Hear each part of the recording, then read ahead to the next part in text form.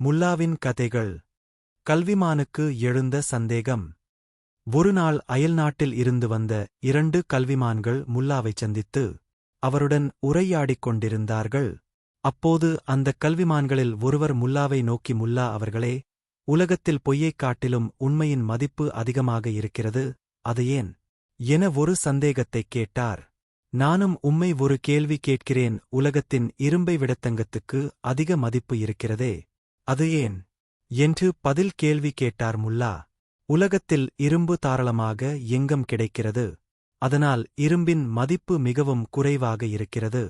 தங்கமோ உலகத்தில் மிகவும் அரிதாகத்தான் எங்காவது ஒரிடத்தில் கிடைக்கிறது. அதனால்தான் தங்கத்தின் மதிப்பு அதிகமாக இருக்கிறது என்றார் கல்விமான். பொய்க்கும் உண்மைக்கும் இந்த உதாரணமும் பொருந்தும். பொய் உலகத்தில் யாரிடமும் தாராளமாக் கிடைக்கிறது. ஆனால் உண்மை பேசுபவர்களை கண்டுபிடிப்பதுதான் அரிதாக இருக்கிறது. இவ்வாறு உண்மை எளிதில் கிடைக்காத பொருளாக இருப்பதால்தான் அதற்கு அதிகமான மதிப்பு இருக்கிறது என்று முல்லா பதில் சொன்னார். அந்த விளக்கத்தைக் கேட்டு கல்விமான்கள் இருவரும் மகிழ்ச்சி அடைந்தார்கள்.